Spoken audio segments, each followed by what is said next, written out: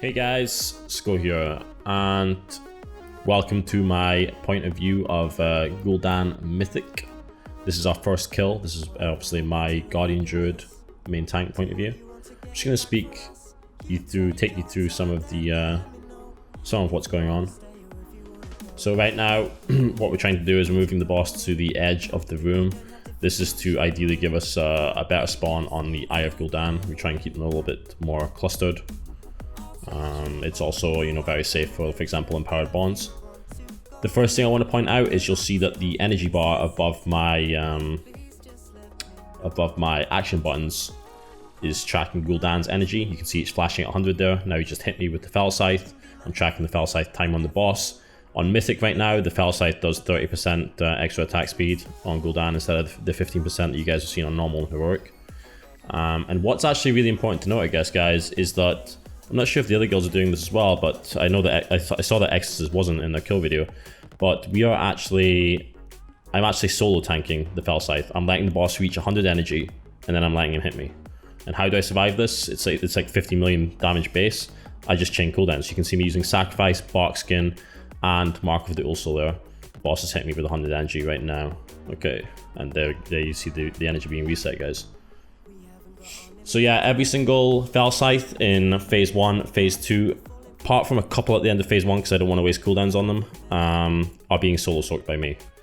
You can see I have 3 stacks on Survival Instincts. This is because I'm using the legendary Guardian Druid ring exactly for this purpose of solo soaking the Fell Scythes. I'm also using the legendary trinket, which helps as well. And so yeah, it's just alternating cooldowns basically, including externals. Here we have Survival Instincts and Mark of Ulcer.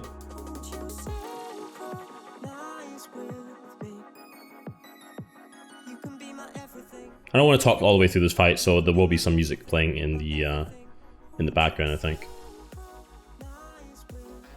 Just wait, it's taking each of the empowered bonds.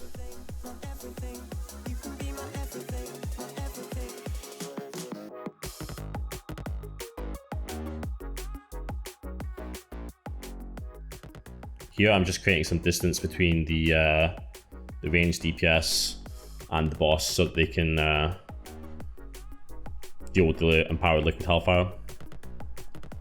Again, keeping the boss on edge in the corner, trying to cluster up the Eye of Gul'dan's a little bit.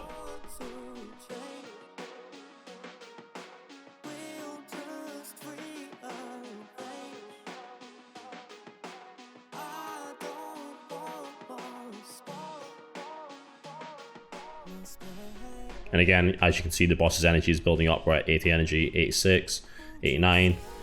And so we're going to pop some cooldowns. Bark Skin, Sacrifice, and Mark the Ulcer again. And we're surviving. That was a 4 million hits, 2 million absorb.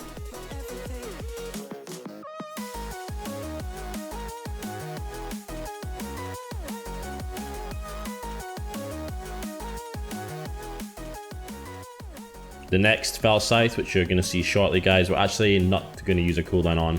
We're going to be able to reset on the Holy Paladin who's using Bubble here. So you can see me resetting the boss's energy there on the Paladin. Immune to fire damage inside the bubble, so don't need to use anything for that one. But basically going into the fight, you just have to look at the timings, basically plan out which cooldowns you're using when. And yeah, just follow the same thing every single try.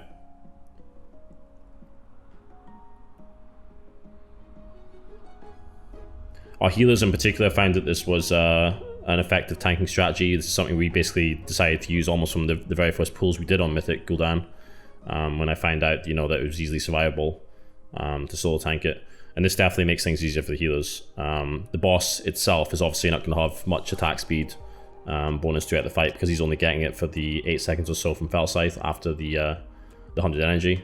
We're not resetting on cooldown. And it's also obviously easier for the healers to just focus on one target. It's at this point here that Just Wait is resetting on me, so that I don't have to use any cooldowns. There's nothing else really going on in the fight. We're kind of just buying time, waiting for phase 2 to start. So you can see him Just Wait resetting on me now.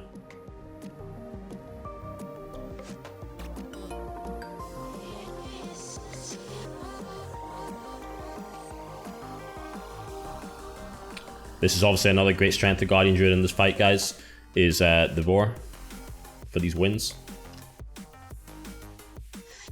I should also point out that Guardian Druid in general for handling the Fell Scythe, especially solo, is just, you know, the absolute best available tank for it. Mainly because, yes, you've got a lot of strong cooldowns to use to obviously mitigate the damage, but then after you're hit by the Fell Scythe, guys, you just pop Frenzied Regeneration, and you're going to get some massive self heals on yourself. You know, it's going to be taking for like a million heal plus. So Frenzied Regen obviously works extremely well because it's based on damage that you've just taken. Just Wait solo soaks this one. That's the one Fell Scythe that Just Wait solo soaks in this fight. After this Black Harvest, we're going to position the boss for the Storm.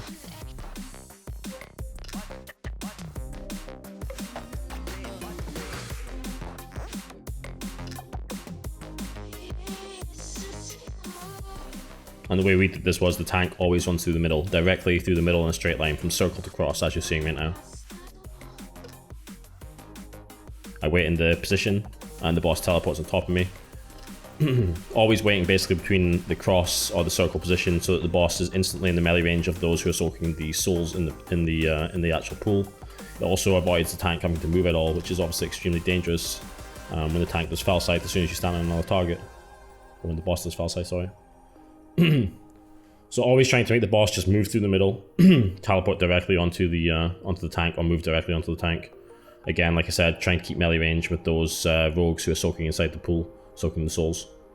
You can ignore my souls weak aura, by the way. It's obviously showing incorrect souls right now. Obviously, we don't have 125 souls in there. Again, position the boss now before the storm. And running through the middle. Basically, all the melee DPS and such know that the middle exact straight line is just an absolute no-go zone, yeah? Boss will teleport on me. 100 damage is going to be reached again, guys, and with Survival Instinct, Mark of the Ursol. And there he goes, hits me with the 100 Fell Scythe.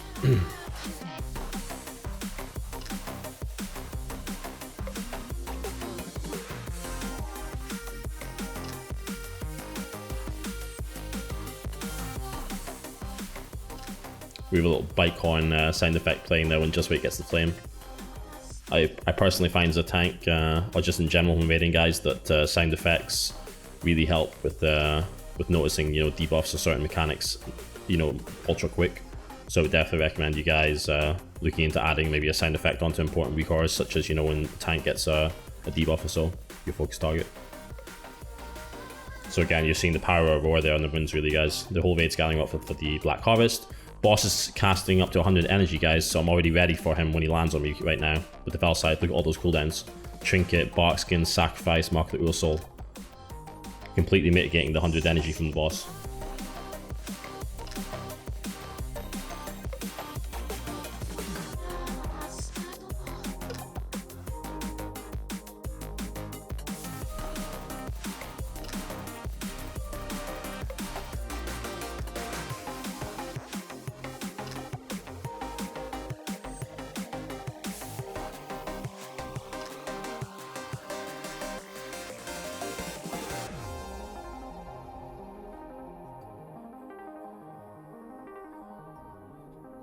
Dragging the boss to storm again. The timings are always the same as long as you know, so for example, the boss will hit 100 energy here, guys, but he won't actually hit you until after the storm. Like, you start to get used to these timings when you start doing phase 2 quite a bit, yeah? So you want to panic, use something big there, like Survival Instincts or something, yeah? You want to hold it until he teleports you, and then he casts it. You start to get used to the timings of the encounter after a while. Like, that one in particular is one that you obviously want to note, that as long as you're following the same kind of rotation, the boss will never cast the Fell Scythe on you there before the storm. Here we actually have 2 people dying because, as you see me flying through the middle there, guys, the boss loses his threat target when you go through the middle. And normally it would be okay, but because Revs and Nogga stood on top of each other, he Fell Scythed them, because Revs is obviously quite high on threat as a warrior. Normally it would be totally okay, the boss would just come, you know, run through the middle because everyone's getting pushed back, but if 2 high threat targets stand on each other, then it's dangerous. Okay, so the boss is dying just before the storm. and we're going into the last phase. Gul'dan comes down, you are not prepared, and this phase actually for the tank, for the main tank at least, is actually pretty easy. You're literally just standing almost in one spot, tanking the boss, who by the way, is actually hitting extremely hard. You'll see me just chaining cooldowns really on this boss, using all the iron barks, all the sacrifices, all my own cooldowns as well. But really, it's just about, you know, main tanking this boss, surviving as best I can, while the rogues are picking up the soul fragments when the boss casts the Sever, which is obviously an extremely dangerous ability because you can't be healed. So he's casting it now. So basically, you can see the weak aura, no heals. Rogue needs to pick it up, and then I get healing absorb, which the healers need to go through as well. So yeah, in general, guys, it's definitely quite a tank damage intensive part of the encounter. There's elements when you can't be healed, and the boss in general actually does hit you quite hard. The fact that he's dual wielding weapons, I guess, means that block tanks maybe have a slight benefit here. But then like I said, I mean, phase 1, phase 2 as a Guardian Druid is just, you know, absolute king tank.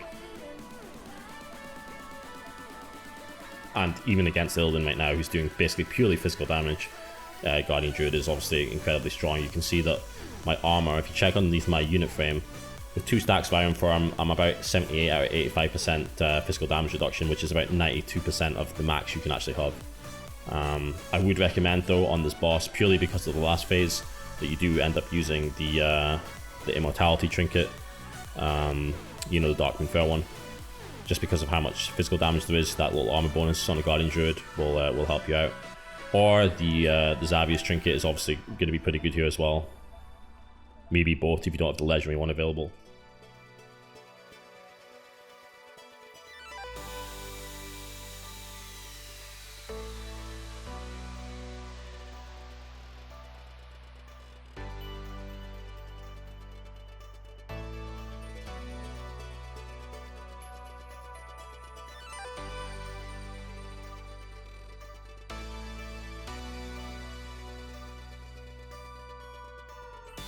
Obviously, the safest thing to do is that you ideally want to be at nearly full health before the boss casts the Sever, because then he's going to make you unhealable, and then on top of that, there's going to be a healing absorb afterwards. So you want to make sure you're ideally top health before the Sever comes, and I guess in regards to using cooldowns, the best time is to obviously make sure cooldown is overlapping the cast of the Sever, so that you have something to mitigate the incoming damage while you can't be healed or while you're absorbing healing.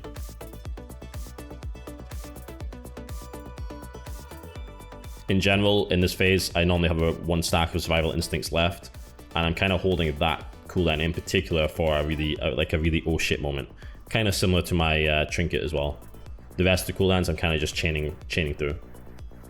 There is definitely a couple of oh shit moments. It's unfortunately normally even just player mistake sometimes, because if the rogue is slightly slow or forgets to instantly pick up your soul, then the damage is going to intensify on you quite fast.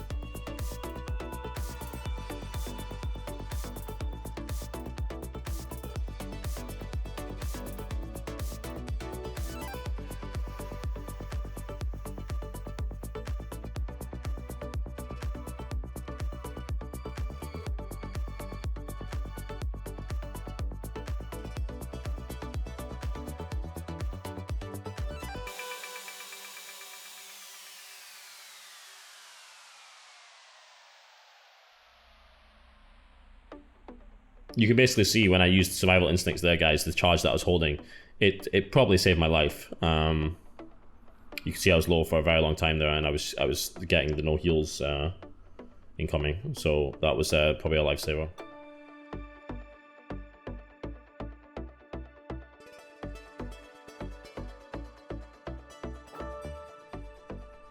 But like I said, there isn't really a whole lot to say on this part of the fight, guys, as the main tank taking the boss. Just got to survive the high incoming damage.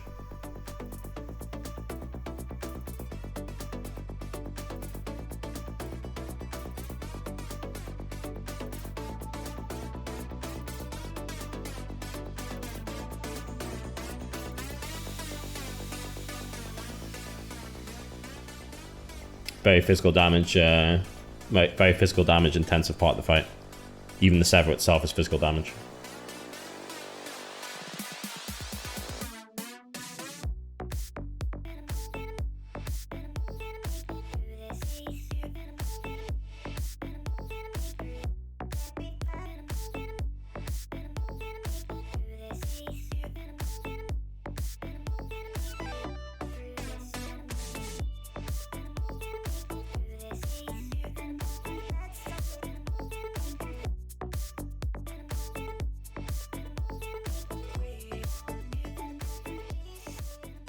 And here we have it, guys. He is down. And that concludes the video. I hope you guys enjoyed it. I thought me speaking over it would maybe give you guys a little bit more entertainment than just, you know, watching the full point of view with no voiceover. So let me know, guys, if you like this kind of approach to the video. And yeah, make sure you hit that like button, the subscribe button, and I'll see you guys on stream. Later, team.